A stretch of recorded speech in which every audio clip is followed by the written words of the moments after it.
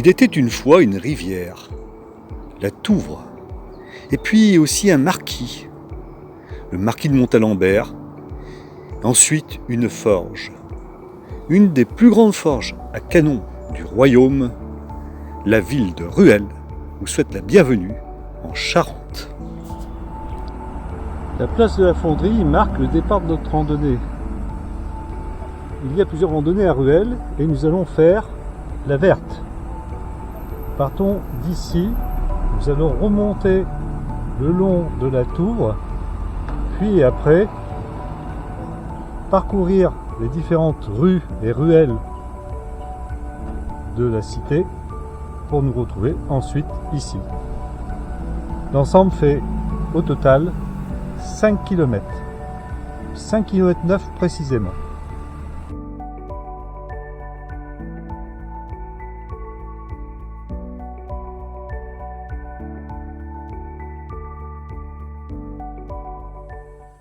Ici se trouve l'église Saint-Martin de Rueil. Cette église a été citée au XIe siècle et marque le point de départ de l'extension du village. Vous allez entrer dans l'église.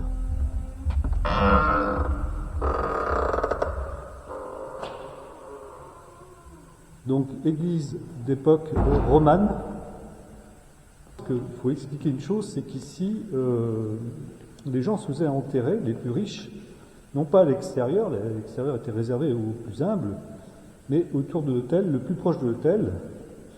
Donc il faut s'imaginer que plus on s'éloignait de l'autel, moins on était riche, et voir quand on franchissait la porte, c'était carrément la pauvreté. Donc ici, il faut s'imaginer qu'on marchait à l'époque sur des dalles qui recouvraient des tombes. Alors voici un logis qui est très intéressant, qui est le logis de Gilet, comme l'indiquait son nom, et qui, par l'écusson, indique 17e siècle, 1600, et on ne lit pas très bien la fin, 1600 et quelques. Le lavoir du village.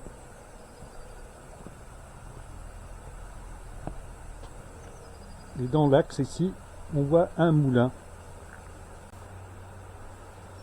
Il a servi, selon les saisons, à deux productions, tantôt moulin à blé à la belle saison, et quand le blé était fini de moudre, il devenait moulin à huile durant l'hiver. Ici se situe la rue du Port. Le port à Rueil, c'était simplement un embarcadère où accostaient les barques qui faisaient la navette entre les deux berges, ou simplement transporter un peu de marchandises. C'était des barques à fond plat, car le fond est vraiment très très près de la surface, le débit de l'eau étant la profondeur de l'eau, ne pouvant pas accepter des bateaux à fort tirant d'eau. Derrière se situent des pêcheries qui permettaient par un système d'écluses en zigzag de capturer le poisson qui venait se jeter dedans avec le courant. En fermant l'écluse, on pouvait ensuite attraper le poisson et pouvoir s'en nourrir.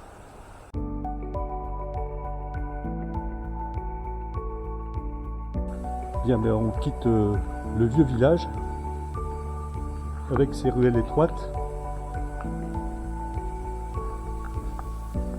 et on va se diriger vers la ville nouvelle, celle qui était au départ de l'aventure du marquis de Montalembert.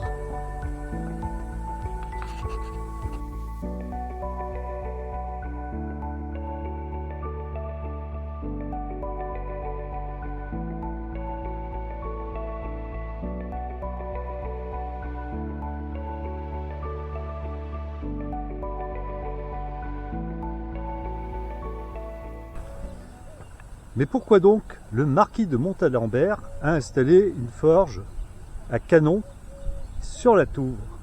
Tout d'abord, il connaissait bien le site, c'était un Angoumoisin. C'est un voisin, puisqu'Angoulême est à 6 km d'ici. Ensuite, le débit de la Touvre est constant. Par ailleurs, elle est située pas loin du Périgord, qui fournit les minerais pouvant faire que la fonderie ait des matières premières. puis la forêt de la Braconne est aussi un atout puisqu'elle fournissait de l'énergie par son bois.